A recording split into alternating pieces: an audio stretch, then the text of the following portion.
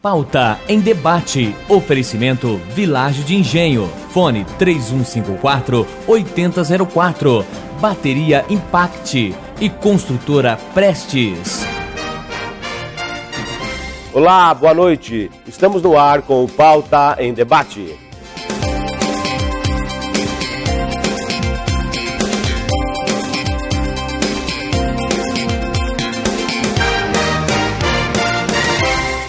Vamos começar o Pauta em Debate desta noite conversando com o Dr. Júpiter Silveira. Boa noite, Dr. Júpiter. Seja bem-vindo. Boa noite. Dr. Júpiter, entre os diversos trabalhos que o senhor realiza na área de medicina, está o tratamento com dependentes químicos, que o senhor realiza através da clínica Granvita. Cujo o senhor é diretor clínico. Como que é o trabalho que o senhor realiza no tratamento aos dependentes químicos? Nós trabalhamos com o dependente químico grave, né? A gente classifica rapidamente assim, o dependente, os casos são leves, moderados ou graves. Nós trabalhamos com os casos graves, quando a gente orienta a família para que ele seja internado, que ele não tem mais condições de ter tratamento ambulatorial. Certo, ele tem que ser retirado da sociedade e ficar... Retirado do meio ambiente doente, da doença que ele está... Desculpa, que ele está incluso. E qual que é a metodologia que o senhor emprega no tratamento?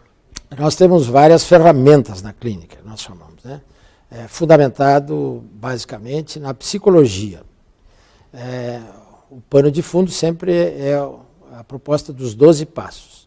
12 passos é uma proposta que nasceu nos Estados Unidos e, na realidade, é uma mudança comportamental fundamentada na ética cristã.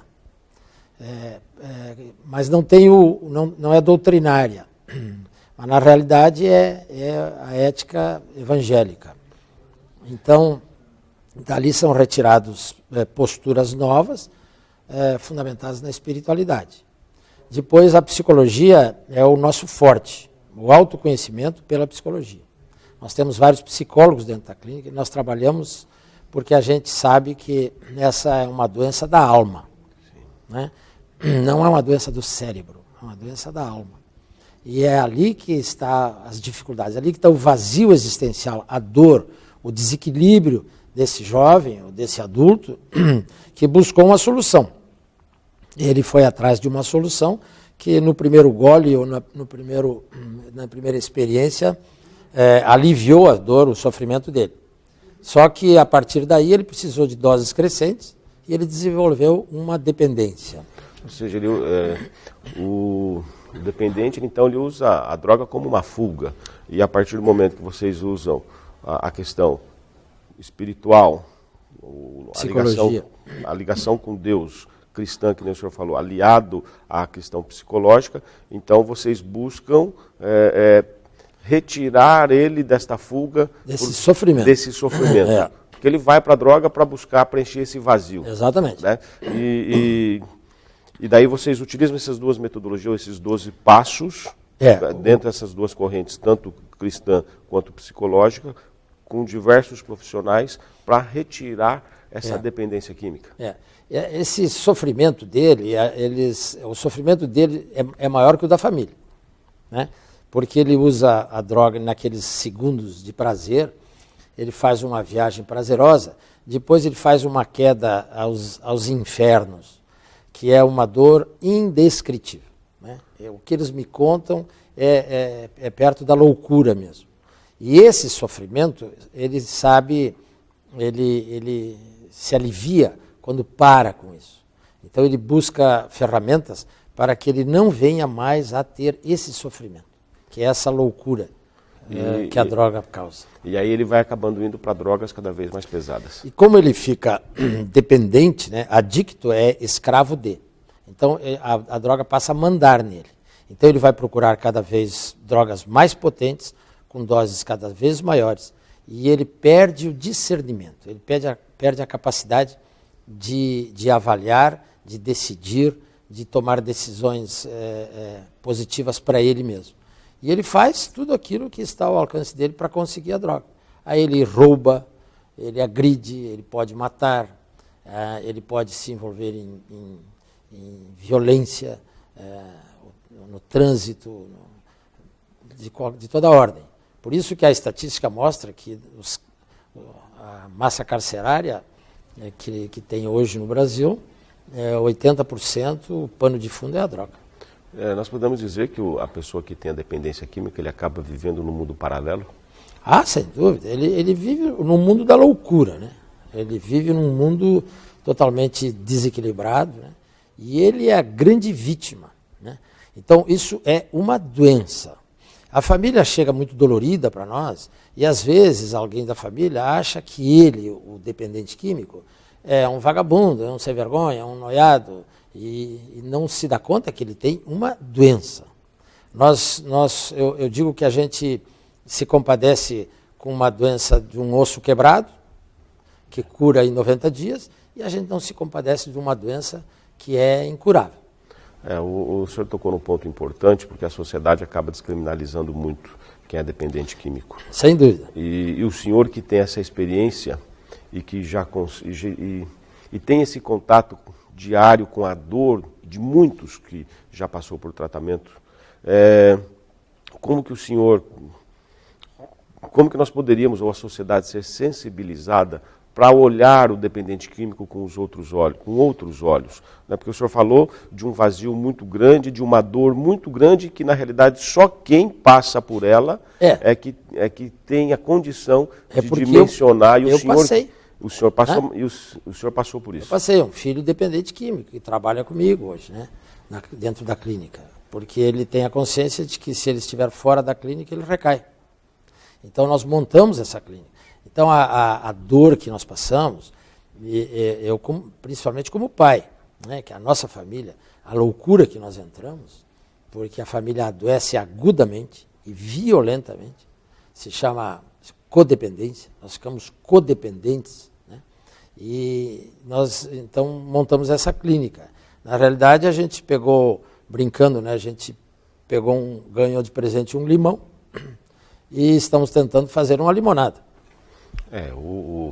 O senhor então tem uma dupla experiência. Sim, a experiência de ter um filho, que é pior, né? E a experiência da dor dos outros. Aí eu fui entendendo a dor dessas famílias, fui entendendo a dor. A visão que a gente tem, ela realmente, a minha visão é um pouco diferente, porque eu entendo, porque eu já passei por isso. O profissional que não passou por isso, ele não tem essa visão.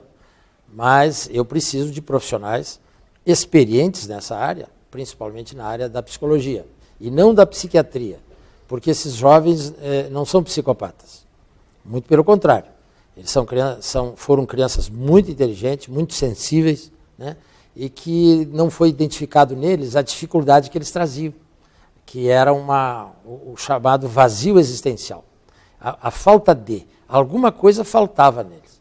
E eles fizeram uma experiência e eles tiveram a sensação de que essa falta foi preenchida imediatamente na primeira dose. A partir daí, ele desenvolve uma dependência, porque ele precisa cada vez de doses maiores. Então, os pais ou responsáveis sempre têm que estar atentos aos seus filhos para que eles comecem a identificar, então, o vazio que essa criança, que esse jovem possa ter na vida, para ele não chegar no futuro, buscar preencher esse vazio com a... Nós não fomos treinados, nós pais e médicos não fomos treinados a ver as dificuldades dos nossos filhos, porque nós fazemos viagem para fora. Nós achamos que levando o nosso filho para conhecer um outro país, a praia, a fazenda, os parques, os shoppings, nós ajudamos os nossos filhos. Quando na realidade nós deveríamos, desde pequenos, fazer os nossos filhos fazerem a viagem para dentro, entenderem as suas dificuldades, fazerem uma leitura das carências e das potencialidades. Por um lado, as dificuldades, por outro lado, as potencialidades. Se chama uma viagem interior. Conhecer a si mesmo, né? Conhecer a si mesmo. Isso não é cultural entre nós, né? Isso é mais comum na cultura asiática, né? Os orientais. Os orientais praticam isso aí. Nós, ocidentais, não. Agora a gente está se movendo nesse sentido, impulsionados pela dor, pelo sofrimento. Falando um pouquinho mais sobre a clínica, quais dependências químicas que vocês tratam na clínica e quais os tipos de tratamento que são realizados? Nós falamos em outra oportunidade aqui, né, que começamos há 30 anos atrás com a experiência de tirar as crianças da cola de sapateiro, né? Depois veio a cocaína, veio a maconha, a cocaína e o crack, né? E dentro desse contexto, o álcool é considerado a droga mais comum na nossa sociedade e não é a mais fácil do que a cocaína. Pelo contrário, o álcool é muito difícil de ser retirado dessa dependência. Mas hoje nós lidamos com as drogas comuns, são as químicas, né? O êxtase, por aí, o álcool, a cocaína e o crack. Quando o senhor iniciou, então, geralmente era cola de sapateiro, o álcool, alguma coisa mais leve, e gradativamente veio se especializando e tornando, assim, o efeito dessas drogas, ao longo do tempo, começou a se tornar muito mais fortes. Devastador. Devastador. E um vício leva à dependência muito mais rápido. E a gente comentava que a família chega doente também, né? Frequentemente a família chega com dificuldades financeiras, né? Porque o jovem teve acesso ao cartão de crédito da mãe, ou pegou uns cheques e falsificou, ou deixou o carro na biqueira, e as dificuldades de comportamento dele se associam às dificuldades financeiras que ele jogou essa família. Essa família vem endividada, né? A gente procura equacionar isso, parcelando e tal, mas nem toda a família consegue, porque geralmente o rombo é muito grande. E muitos acham que a dependência química está vinculada à classe social. Isso é uma mentira. Não está. Atinge todas as classes sociais, né? E interessante, atinge todas as idades. Nós já tivemos na nossa clínica idosos usuários de crack. Nossa. Era uma novidade, né? Idosos usuários de crack. Há alguns anos atrás, quando eu falei sobre o depoimento de um motorista que tinha lá, de que o crack estava sendo usado no lugar do rebite, o velho rebite para os motoristas profissionais nas estradas brasileiras, acharam que eu estava exagerando. E hoje é uma realidade, né? Tem esses acidentes que dão aí violentos, tem crack no meio.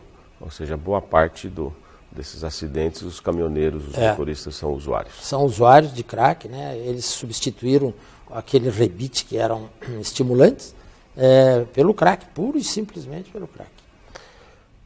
Doutor Júpiter, para nós finalizarmos, qual é o recado que o senhor deixa para os pais e para os filhos para que eles não entrem no mundo das drogas? E para aqueles que já entraram, qual que é o caminho que deve ser seguido, qual que é a atitude dos pais para que auxiliem os seus filhos a saírem da dependência química? Eu acho que a primeira coisa que a família tem que observar é a mudança de comportamento, né? O jovem, principalmente observar o adolescente, quando ele muda de amigos, ele muda o comportamento, ele muda os horários, ele ele não participa mais das refeições com a família, ele começa a chegar tarde, ele começa a se esquivar do convívio familiar. Ele precisa ser encaminhado para um psicólogo que tenha experiência na área. Nem todo psicólogo tem experiência na área. Inicialmente, o tratamento pode ser ambulatorial, né? De maneira firme, carinhosa, mas muito forte. Por isso que existe um programa interessante que se chama Amor Exigente. O Amor Exigente já diz tudo, né? Você continua gostando, amando seu filho, mas tem que existir exigências e mudança comportamental desse filho. Se isso não for suficiente, ele tem que ser encaminhado para o internamento. Quanto mais precocemente ele for tratado e retirado do meio ambiente doente, melhor o resultado, para que ele não fique um doente grave. E, geralmente ele precisa não de um internamento, tem uns que têm muitos internamentos. Os pais têm que estar atentos ao dia a dia dos seus filhos para que eles não caiam nessa dependência. Dr. Júpiter, muito obrigado pela excelente entrevista, pelos esclarecimentos. Eu que agradeço. Tenha uma boa noite. Nós vamos para mais um intervalo e voltamos com o Pauta em Debate já já.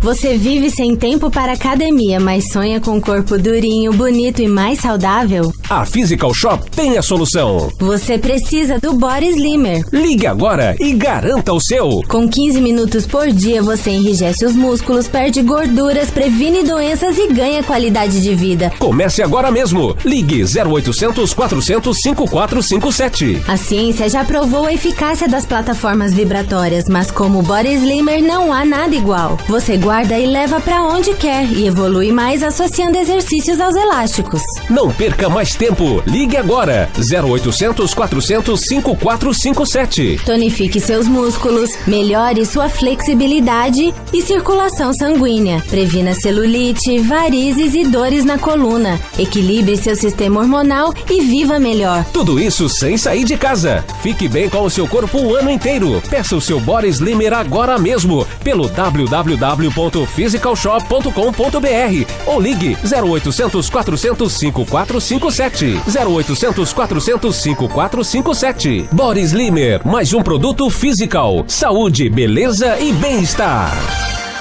Há mais de 49 anos, a Santa Casa mantém-se fiel à sua filosofia, ser um hospital focado no atendimento humanizado, preocupado com a qualidade da assistência médica e hospitalar. O hospital investe na promoção da saúde com constante qualificação de seus profissionais, bem-estar dos pacientes e excelência dos serviços com tecnologia de ponta.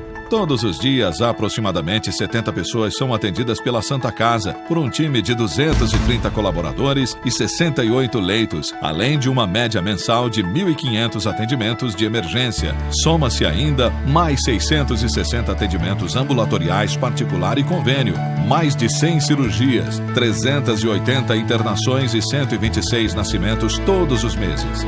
A Santa Casa atende todas as especialidades com serviços de diagnóstico por imagem e é referência para atendimento na sua microrregião de 4 cidades e distritos em um universo de quase 400 mil pessoas. A Santa Casa pensa no futuro e tem planos de expansão. Nos últimos 3 anos, mudou sua forma de administrar, se tornou mais eficiente, comprometida com a transparência e os resultados. Para que essa realidade se consolide e se expanda, a Santa Casa necessita de apoio de parceiros e investidores que sabem da importância de investir em vidas humanas porque acreditam em nossa missão. A Santa Casa precisa de sua ajuda. Abrace conosco essa causa. Abrace a Santa Casa. Santa Casa de Cambé, desde 1952.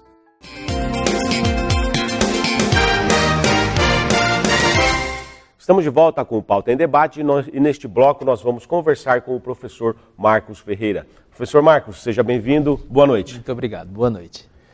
Marcos, nós vamos falar sobre empreendedorismo digital. E nesse mundo, nessa sociedade brasileira, a economia brasileira que está em crise, nós vemos que uma das formas de você conseguir sair da crise é você ser empreendedor. E nós temos a tecnologia hoje no nosso dia a dia, né? Ela nos permeia e nós vivemos rodeados dela. Então, para você, na sua definição, o que é empreendedorismo digital? Certo. Bom, a gente já vive hoje uma era, né, que eu costumo dizer que é a era pós-digital, né, que a gente já não vive mais uma era digital. Por quê? A era digital, vou dar um exemplo como se fosse a iluminação, né, a luz. A luz, a gente já vive a era pós-eletricidade, né, por quê? Verdade. A gente só percebe a eletricidade quando ela falta. Então a gente já não vive mais uma era digital, a gente já vive uma era pós-digital, que é o quê? A internet, o digital, ele já faz parte da nossa vida, então a gente só sente falta quando está sem. Então, ou seja, a gente já vive num mundo totalmente digital. O empreendedorismo ao pé da letra, né, está mais relacionado à criação de um negócio, né, a criação de um negócio próprio. Quando a pessoa tem ali um desejo, ela enxerga uma oportunidade e ela cria o seu próprio negócio com o objetivo de ter lucro em cima daquilo ali e de ter alguma mudança significativa na sua vida pessoal e na sua vida profissional. O digital, ele vem, na verdade, o mundo online e o mundo offline, hoje ele está totalmente atrelado. E o digital é a mesma coisa, o empreendedorismo, né? O empreendedorismo ao pé da letra acaba sendo a mesma coisa, só que num ambiente digital, que é usando a plataforma, que é usando a internet. E falando um pouco mais sobre empreendedor. Certo. O empreendedor é aquela pessoa, né, aquela pessoa que tem uma necessidade, né, de criar o seu próprio negócio, né, de ter a sua própria carreira, ele é uma pessoa mais ambiciosa, né, ela quer ter um ganho maior, ela quer ter um lucro, ela tem um objetivo mais específico na vida. Então, ela busca isso, né, para a vida, ela é uma pessoa mais inquieta, que ela não está satisfeita com as coisas como elas são, né. Então, às vezes ela está empregada, ela tem um bom emprego, mas ela sente que ela tem a capacidade de produzir mais, ela sente que ela tem a capacidade de ganhar mais, né, de ter um ganho maior. E é aí que nasce esse espírito empreendedor. Então, todos nós somos empreendedores, né? Às vezes as pessoas acham que empreendedor precisa necessariamente ter um negócio próprio, mas não. Às vezes a pessoa é empreendedor dentro de um ambiente público, né? A pessoa pode ser um empreendedor, pode buscar um novo cargo, pode buscar subir de cargo, e isso acaba sendo o empreendedorismo. Mas, no ponto de vista comercial, o empreendedorismo está sempre ligado à criação de um novo negócio, de um negócio próprio. Ou seja, então, o empreendedor, ele é uma característica do ser humano.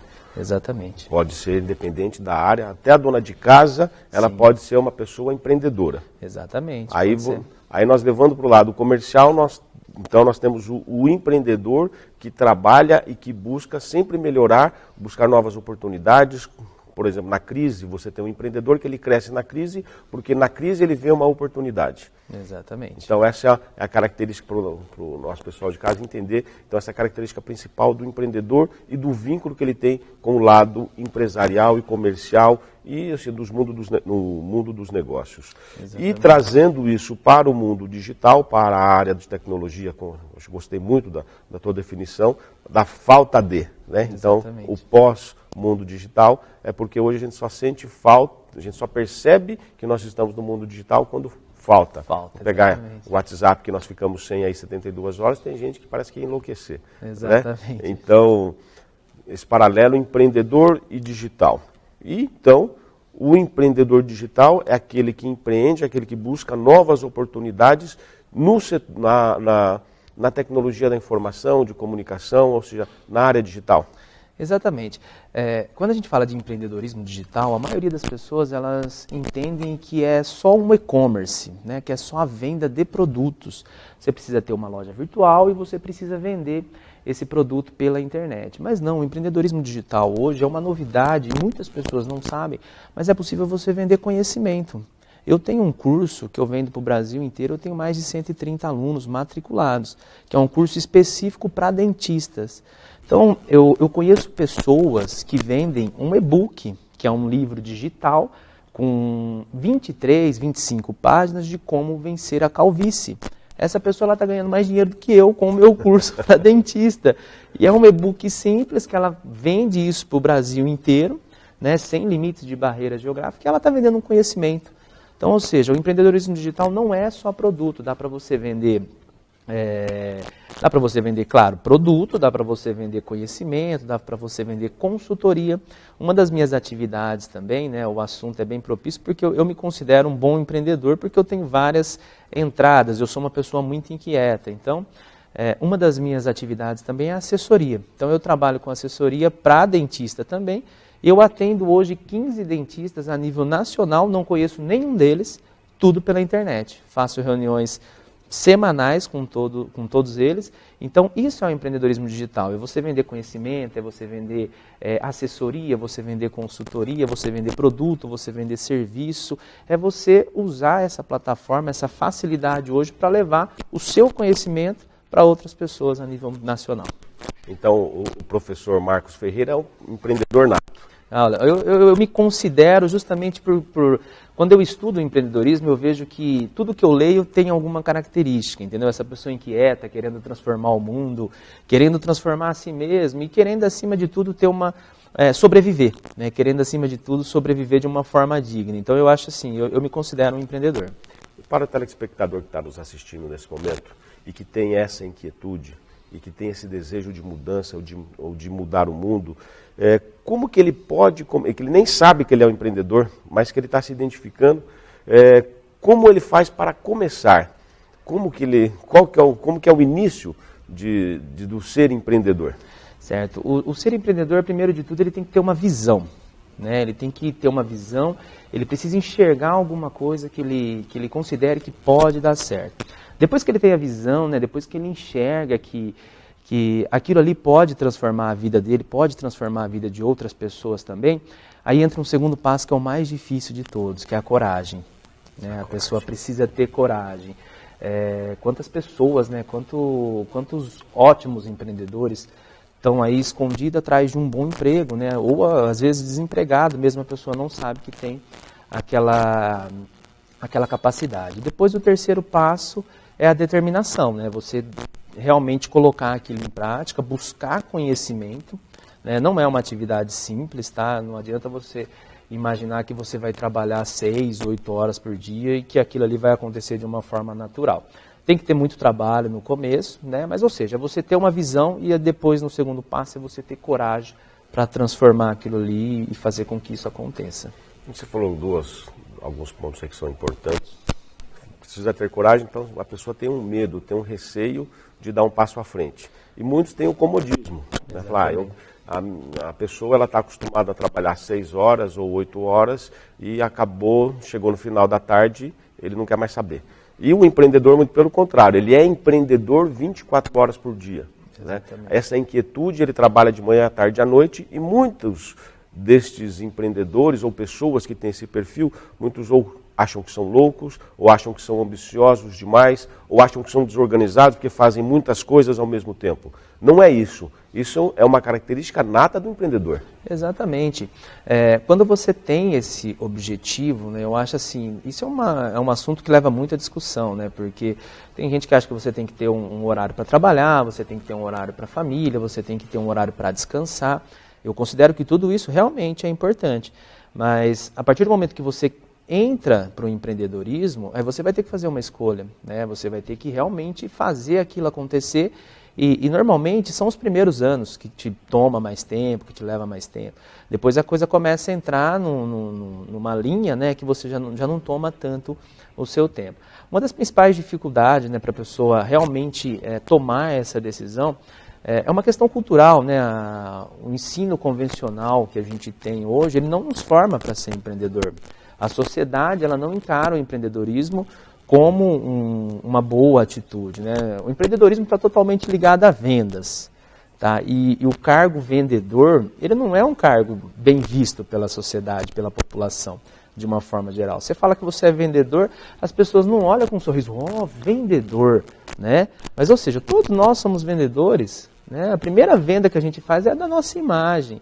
Então, ou seja, a gente não tem uma formação, desde o ensino fundamental, ensino médio, ensino superior, a gente tem pouquíssimas, só no ensino superior que às vezes tem uma matéria de empreendedorismo. Mas no ensino fundamental a gente não tem lá uma aula hoje para as criancinhas, vamos aprender a montar o nosso negócio, vamos aprender a ser empreendedor, vamos aprender hoje como ser um bom empresário, a gente não tem isso. Então, ou seja, quando a pessoa fala que vai empreender, a sociedade fica meio com o pé atrás. A família, então, nem se fala, né? A família perde os cabelos de preocupação. Então, ou seja, isso que acaba intimidando muitas pessoas na hora de empreender, né? Quando eu falei que ia embora para estudar fora, né? E quando eu falei que ia abrir empresa, meu pai ficou desesperado. Falou, não, filho, não faça isso, pelo amor de Deus. E eu quebrei uma empresa. Tá? Eu quebrei uma empresa e eu acho que isso tudo faz parte, né? É um aprendizado. Exatamente. Eu tenho comigo que isso é cultural no Brasil, e eu sempre falo para os meus amigos que no Brasil nós formamos funcionários. Né? Nós formamos profissionais com a cultura de ser funcionários, de ser mandado por alguém.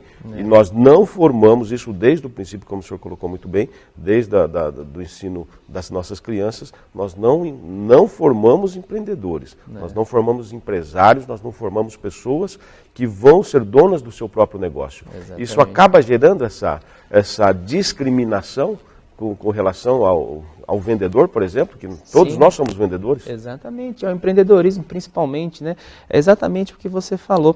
A gente, por uma questão cultural, né, a gente tem que terminar o ensino, a família e a sociedade fica pressionando para a gente terminar o ensino, o fundamental, o médio, porque sem o médio você não consegue um bom emprego, depois você tem o superior, que sem o superior você não é absolutamente nada, é isso que a sociedade encara, né? Tanto que a gente vê, eu sou professor universitário, eu sei, eu vejo em todos aqueles alunos, né, eles entram ali buscando a salvação profissional de suas vidas.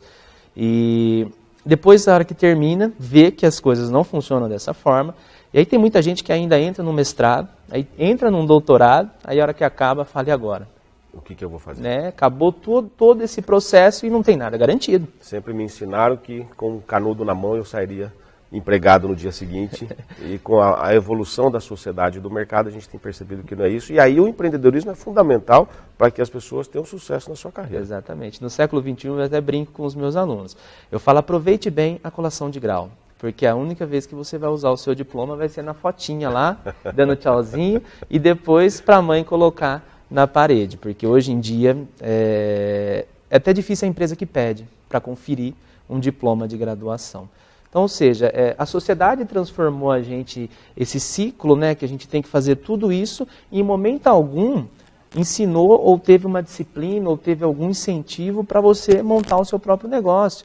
Talvez até antes da faculdade, você ficou 4 anos estudando ali, quem sabe se você estudasse 4 anos sobre um negócio que você pensa em montar, sobre um sonho da sua vida. Já imaginou como seria produtivo isso? 4 anos, todos os dias à noite você estudando aquilo, né? Eu quero montar uma loja específica sobre isso. Se especializando no negócio. Exatamente. E indo um pouquinho mais para o mundo virtual. Certo. O empreendedorismo digital, como você disse, não é só montar uma loja virtual. Você tem aí uma infinidade de oportunidades e de negócios, como você falou da sua assessoria virtual que você dá para dentistas. Então isso abre-se um leque, assim, vamos dizer, quase que infinito para que as pessoas possam trabalhar?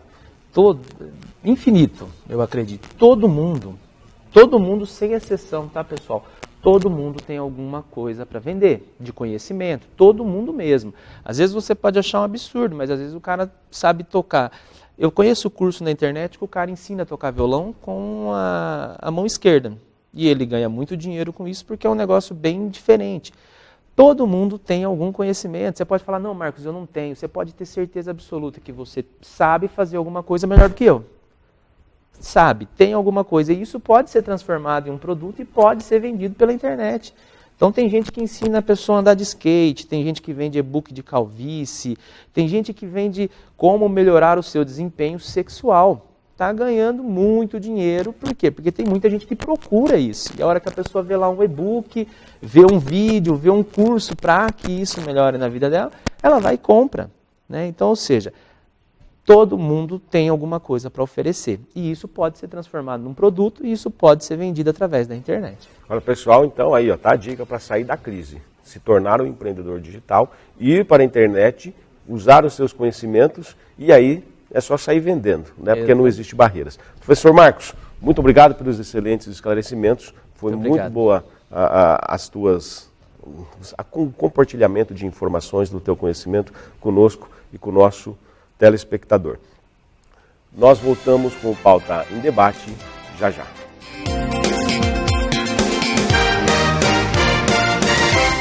Você aí de casa está tendo problemas com sono? Acorda durante a noite e no dia seguinte fica cansado, indisposto, irritado e com dores nas costas?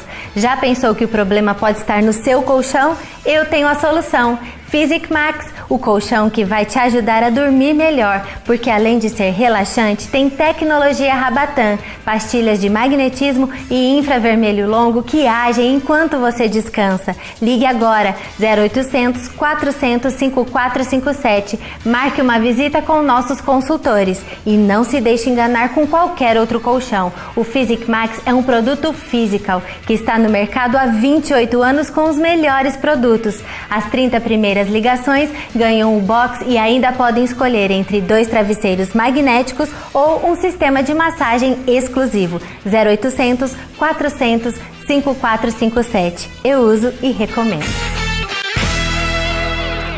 Há mais de 49 anos, a Santa Casa mantém-se fiel à sua filosofia, ser um hospital focado no atendimento humanizado, preocupado com a qualidade da assistência médica e hospitalar. O hospital investe na promoção da saúde com constante qualificação de seus profissionais, bem-estar dos pacientes e excelência dos serviços com tecnologia de ponta. Todos os dias, aproximadamente 70 pessoas são atendidas pela Santa Casa, por um time de 230 colaboradores e 68 leitos, além de uma média mensal de 1.500 atendimentos de emergência. Soma-se ainda mais 660 atendimentos ambulatoriais particular e convênio, mais de 100 cirurgias, 380 internações e 126 nascimentos todos os meses. A Santa Casa atende todas as especialidades com serviços de diagnóstico por imagem e é referência para atendimento na sua microrregião de 4 cidades e distritos em um universo de quase 400 mil pessoas. A Santa Casa pensa no futuro e tem planos de expansão. Nos últimos 3 anos, mudou sua forma de administrar, se tornou mais eficiente, comprometida com a transparência e os resultados. Para que essa realidade se consolide e se expanda, a Santa Casa necessita de apoio de parceiros e investidores que sabem da importância de investir em vidas humanas porque acreditam em nossa missão. A Santa Casa precisa de sua ajuda. Abrace conosco essa causa. Abrace a Santa Casa. Santa Casa de Cambé, desde 1952.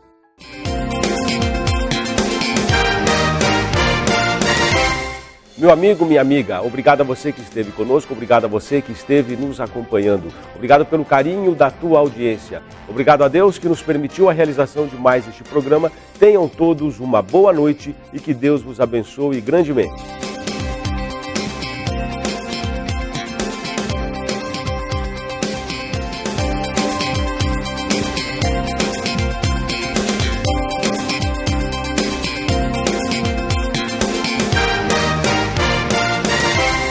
Pauta em debate. Oferecimento Vilagem de Engenho. Fone 3154-8004. Bateria Impact e Construtora Prestes.